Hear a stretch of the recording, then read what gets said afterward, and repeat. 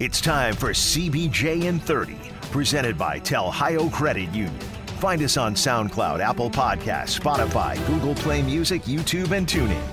The easiest thing to do is tell Alexa or Siri to play CBJ in 30. Here's your host, Bob McElligott. The Blue Jackets are getting ready to leave California, and they're falling a little bit short of where they wanted to be. They got wins against L.A. and Anaheim, but fell short against San Jose last night, losing by the score of 3-1. The San Jose Sharks beating the Blue Jackets for the second time in less than a week, believe it or not, in sweeping the season series against the Blue Jackets. And it's a little bit of a blow to the psyche. There's no question about that. The Blue Jackets knew they had a chance to take the 3 games in California and then go on to Vegas and see if they couldn't get a 4-game sweep on this road trip.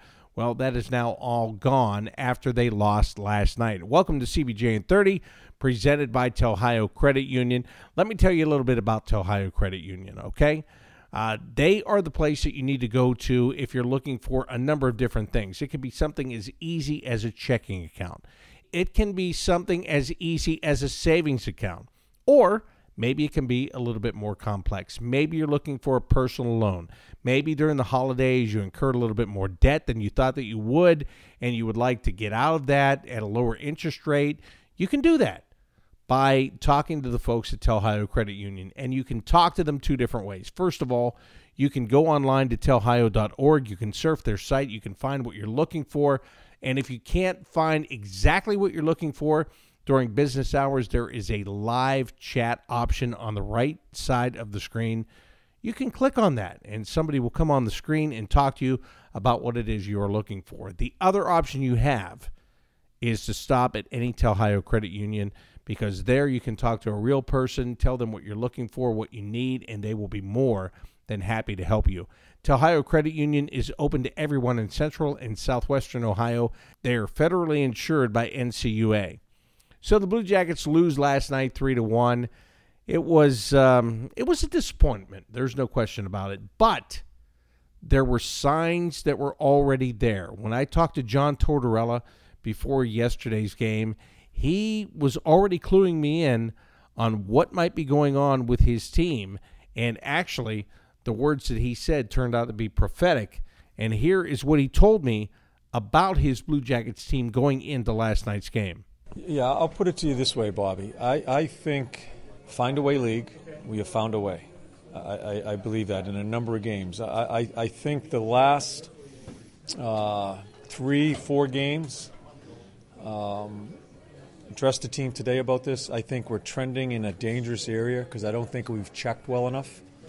I don't think we're hard enough to play against right now.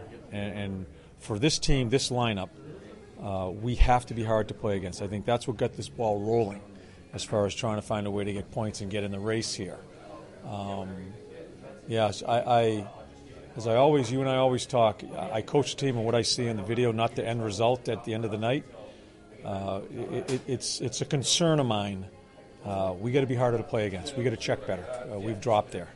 Now that you bring that up, let's go back a couple of years. You were a hard-to-play-against team. Then you got some skill that was infused, and then maybe at the end it wasn't that way, right? Yeah. You were more of a finesse team. So same thing here. You were hard to play against. You have success. Has that kind of bred itself into feeling so good about yourself that you forget? Yeah, I think from a coach's point of view, I think you got to coach a team on what you have. When we started getting some skill, Brett comes in and Dutchie's in here, and you have to coach the team differently. Yeah, you have to allow these guys to play and express themselves, so you turn into more of an offensive team, and you more or less may trade chances a little bit with other teams. Before that, we grinded. I think we started this little run here by a bit of a bunker mentality with all the injuries, young kids coming up with energy, adrenaline. You know as well as I do in sport, that starts wearing off a little bit, that adrenaline, and you're still getting the results, and you have the confidence. You feel really good about yourself. This is the fine line I have to walk, is I don't want to destroy their confidence, but I also have to let them know, don't let it get good to you. And that's where we're at right now. I'm anxious to see how we play tonight, because we just had a very pointed meeting with some video in seeing that we're not hard enough. And I think we're relying on Elvis to make too many saves right now. Well, we've been one of the better defensive teams here in this run, and really all year long, quite honestly. It is. Confidence is a really good thing, but it's a scary thing too, because it gets good to you, and you can go down the toilet really quick. You win your first two, a little bit of ugliness, and we win it. But now you have a chance to sweep California here. I think you need to be a little greedy here, and for us to be greedy and try to find a way to win another one, we need to understand we're not hard enough to play against. I know I've said that many times in my little interview here with you. We're not. And they saw it today, and I hope they believe it. Emil Bemstrom played his second game since coming back from injury. It looked like in the LA game maybe he was overwhelmed a little bit. You're out for weeks, and then you're playing against that team in their building. Was he better on Tuesday for you? He was better. You can see, like he gets a shot off at, I forget what period. He turns it inside out, gets it to the net that a lot of people couldn't do.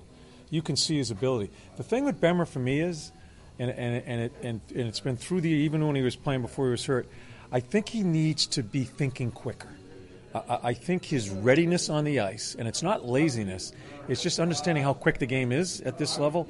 I think he hasn't caught up to that. And like he gets run over the other night because he's just not ready. And that isn't a physical thing. It is a mental thing. I need him to start thinking quicker, and I think it's going to help his overall game. Eric Robinson, I know you've loved his speed ever since the first time that you saw him. The other night we saw him use his speed and shoot the puck and put it in the net, all of those things. Little by little, is he figuring it out for you on a regular basis? Certainly understands our scheme a lot better, understands the structure that we play in. His skating is just terrific. It's just puck skills. We've asked him, when I took him out of the lineup, send him down. It's all about puck skills. I want him to continue to work at that. And he has shown he's made some plays here. I don't think he's going to be making plays like Luke and Jonesy and Z and all that. I understand what he is, but for him to not settle into being a third, fourth line guy and add something else, maybe in an offensive role, he's got to continue to work at puck skills. I asked you about those two guys, so I might as well finish with Riley Nash. And what I want to ask you about him is this guy, early in the year, you healthy scratched him for a couple of games. Yeah. Now he's one of the most important pieces to the puzzle for you. How does that change so quickly? Yeah, I think he's embraced the position that he's in. He's playing with young guys all the time. He knows I rely on him as far as positioning. His game has grown so much. I'm using him at the end of games. I'm putting him on wing when I shorten the bench at certain times. Like I took Sonny out of the mix the other night and put him on wing with Jens's line. He deserves what he's getting. I think he's a really smart player. The whole key with Nasher for me is he's got to continue to work at pace, work on the pace of his game. Makes a great little play to Robbie. I'm not sure. I think it's going to be offside. I'm on the bench. Give it to him. And he waits to the absolute right time, gives it to him, we bury the puck. A huge goal to tie that game up. He's good in this situation for us and for the coaches because we have so much youth. He's an extension of a staff because he's such a smart player. And not that you're thinking about this in the way of coaching, but for some of the younger guys, if they just look at him and what has happened to him throughout the course of the year, it is the best example of do your work, do it hard, and you're going to get rewarded. Yeah. I try to run it on merit the best I can, and I don't play mind games. It is what it is. I'm going to tell you what you are. I'm going to tell you what you're doing, good and bad. And if you need to get better, I'm going to tell you to get better, and you're going to play. And I think that's fair to the athletes. Sometimes they don't like hearing the other stuff when they're not playing, but I'm also going to tell them the other stuff when they are playing. And they'll get rewarded. So I just don't know how to be any much fairer than that. I was just wondering, as you say that, I wonder if I pooled your current players about whether or not you play mind games, and then your past players as to whether or not you play mind games, it would be a different poll. I don't know. I just wonder if they see it that way when they're playing. They definitely see things differently. They you know what players think? Players think that coaches always play mind games. I'm not bright enough to play mind games. I don't want to live in that world because I don't want to be thinking about what I'm doing and they say, I said that. I just want to tell the truth, and that's all I try to do with my players. Well, that makes it a lot easier in life, doesn't it? Yes, it does. It makes it a lot easier to live during the day. That is Blue Jackets head coach John Tortorella, and again, he had a little bit of a warning Before last night's game, the Blue Jackets indeed lose to the San Jose Sharks 3-1, the final score. So again, they are 2-1 on this road trip. They can still make it a very good road trip if they can win in Vegas tomorrow night when they take on the Golden Knights. That is a very tall order, but it certainly can be done. The Blue Jackets need to find a way to get it done, and as Torch said, they need to shore up that defense, getting it back to what it was just a couple of days ago, a couple of games ago, however you want to look at it, but they need to get it back to that solid, smothering defense that it was when they were on their point streak. It's a simple thing. It's a complex thing all at the same time. That's what they have to do. They've got to find a way, and Torch said right there, it's a find-a-way league. So find a way to get it done. That's what they have to do against the Vegas Golden Knights. A 9-game point streak on the road comes to an end last night for the Blue Jackets. So the Sharks have been very good at ending point streaks for the Blue Jackets. 12-game overall point streak came to an end on Saturday afternoon at home, and a 9-game road point streak came to an end, both at the hands of the Sharks. So tip your cap to them. They found a way to get it done in both cases against the Blue Jackets. Well, you know, on Friday, I tried to do an interview on this podcast. I try to find somebody that you haven't heard from or somebody that's an influencer in the game, whatever it is, somebody nationally, sometimes, internationally, I should say. But then again, sometimes you run across a guy that you haven't seen in quite some time. You're interested in talking to him personally, and you know that there would be interest from you, the Blue Jackets fan base, in hearing from the guy. Now, I do apologize in advance. We were in Anaheim. I was in the radio booth. It was in between periods. It's not the greatest. You have to listen. You have to listen very closely. But I ran across a former member of the Blue Jackets from back in the day, and I took the opportunity to talk to him and find out what he is doing now. Well, normally I'd wait for the 20th anniversary season to do this, but I think when you run across somebody that you haven't seen in as long as it's been since I've seen Jean-Francois Labbe, I'm going to talk to him right now. JF, it's great to see you here in Anaheim, which is a place, well, you're with this Ducks organization as a goalie coach in the minors. You have been for a couple of years now. Yeah, I've been here for 4 years now. I love it. I'm there for 2 weeks every month, and it's great because I have time to spend with my family too. So it's the best world. Yeah, not too bad in California. I know it's a long flight from Montreal, but you know what? It's not the worst place in the world to be, is it? No, it's an unbelievable city. It's a great organization too. I love doing what I'm doing right now, that's for sure. You played goal for a long time, a lot of different places, won a couple of Calder Cups in the American Hockey League, spent some time with the Blue Jackets in the early years. At what point did you decide that coaching was going to be a direction you wanted to go in? After I retired, I started coaching. I start, Pee-wee. After that, I kept going and start coaching in the Quebec Junior Major, and I got a call and I got an offer to get the job in San Diego, and I jumped on it. And in San Diego, you're actually working with another former Blue Jacket, as Kevin Dineen is the head coach there, right? Exactly. He's a great coach, and we're having lots of fun down there. Did that work into? No, when did he get there? He just got there recently, right? That's his first year, yeah. Because Dallas Aikens, who's coaching in Anaheim now, he had been there previous to that, so it wasn't the Dineen connection that got you in. How'd you get in with the Ducks?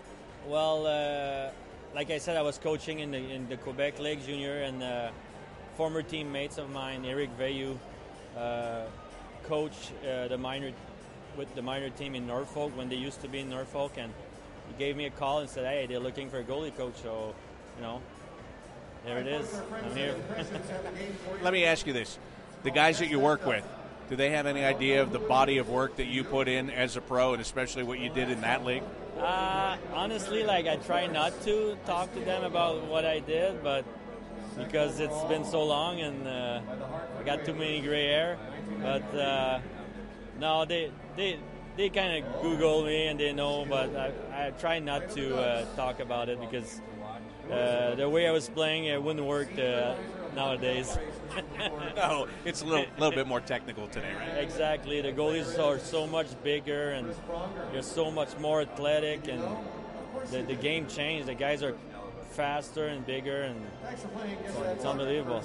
Well, I remember, of course, when you came into the Blue Jackets organization and joined Syracuse in the American Hockey League, you know, the guy who had won a Calder Cup in Hershey and with the Hartford Wolfpack, and showed up on the scene there, and really, you really helped. And I think it's like what we're seeing with some of these Blue Jackets right now.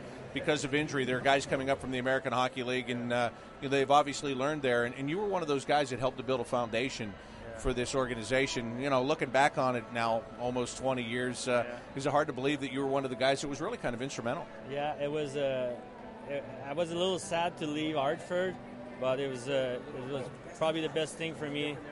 Looking back to play in Syracuse, again, great organization, and I had a lot of ice time too. And you know, we're a new team, but with lots of good young players, and I thought we did pretty good. Did pretty good, and then you got a chance to play with the Blue Jackets in a couple of seasons. What do you remember about those early years of the Columbus Blue Jackets? I remember that the team weren't so good. But for me, like, just to be in the NHL was a dream come true, and you know, after spending 10 years in the American League, finally get a chance to play a full season in the NHL was a dream come true. Talking with former goaltender J.F. Labbe, and it's funny you say that, 10 years in the minor leagues, and then you get a chance to play in the National Hockey League. Look how expansion teams work now. I mean, for goodness sakes, the Vegas Golden Knights come into being, and they go to the Stanley Cup Final in the first year. It's all changed. Well, the rules are changed too about the draft. So, you know, like back then, like, team could only draft like fourth liners. Now they're able to draft like second liners. So it makes a big difference. You know. Yeah, you would have killed for some of those top pairing defensemen at that time, wouldn't you? Exactly, and just look at the goalie they drafted. You know, like Fleury. I mean, he's one of the best goalies in the league, and I can't wait to see the draft for Seattle. Who are some of the guys that you like that are in the NHL right now? Some of the goalies that impress you with the way they play? Well, obviously, our goalie here in Anaheim is really good, Gibson. But if you look at Bobrovsky, I mean, not the biggest guy, but he's so athletic, and obviously you know him from Columbus. But a guy like him, and you know, I have a son that plays hockey too. He's a goalie, and that's his favorite goalie. And you know, for me, those are the two best goalies in the league. You couldn't talk your son out? You couldn't talk him to play another position? I tried to, but he was always going back in. So. How old is he now? He's 12. So now it's getting serious. Oh yeah. He's going to Quebec Pee Wee tournament this year, so it should be pretty fun to watch playing in front of 10,000 people. You going to get a chance to go watch? Oh, yeah, I'm going to be there for sure. That's going to be great for you. You know, it's funny because with Bobrovsky leaving and Jonas Korpisalo and Elvis Merzlikins now taking over, as you were talking earlier about the style that you play. Yeah. You know, Korpisalo, he got himself in a little bit of trouble with John Tortorella earlier this year for being a bit fiery after giving up some goals. Okay. And then you've got Merzlikins, who loves to go out and play the puck and do some crazy stuff. Those guys have a little bit of your game in them. Yeah, I was... But I was not as good as these guys, that's for sure. So earlier today, when I got a chance to catch up with you, we were talking about Manny Legacy. Yeah. And I asked you if you knew Manny, and you told me about playing against him in the playoffs in the American Hockey League. And I talked to him about it after. I said, hey, JF said that you were responsible for him getting his first Calder Cup, and he goes, yeah, I got a 10-game suspension and got thrown out of the series. Yeah. And he goes, we would have beat him too. Oh yeah. He honestly, like, he was outstanding. He was outplaying me the first two games. I was like, man, it's gonna be hard to beat these guys, and all of a sudden, boom, 10-game suspension. Thank you very much, Manny. Yeah, then you took over, and it was all the way to the championship for the Hershey Bears. Hey, I appreciate you taking some time with me. It is always great to see you. The last time JF and I saw each other was my first year in the NHL, Olympic break. I went back to Syracuse to call an outdoor game, and they had played American League, so Friday night game, Saturday afternoon game. Of course, we got to see each other at that Friday night game, and it's a night I'll never remember. I mean, I can't forget. Yeah, it was fun. We'll keep it to that. Yeah, we'll keep it to that. Great to see you. Hey, best of luck to you, and look forward to running into you whenever we have the chance. Awesome. Thank you. There he is, former Blue Jackets goaltender Jean-Francois Labbe. I'll tell you, it's so nice when you run into people kind of unexpectedly, as I did running across JF in Anaheim the other night, the goaltending coach in the Anaheim Ducks system working in the minor leagues. And again, the last time I saw him, I spent a couple of years with him in Syracuse, and I remember when the Blue Jackets traded to get him in year number 2 of the Syracuse existence in their existence with the Columbus Blue Jackets. It was a big deal to get him. A couple of Calder Cups is what he had under his belt. He had one in Hershey. He had one in Hartford. So he had won, 2 times, most recently with the New York Rangers affiliate. And that was a big deal because the Blue Jackets had a problem at that position in their very first year in the American Hockey League. He really solidified that position. Of course, then he was a backup in the NHL for the Blue Jackets. But it's just all-around good guy, as I hope that you picked up from that interview. A fierce competitor, fierce. And, I mean, when he played in the American Hockey League, he would, chop you in the ankle with a stick if you were in the crease. He would do whatever he had to do to find a way to win. And that's what was great about J.F. Labbe. So I enjoyed my time calling games that he was playing in.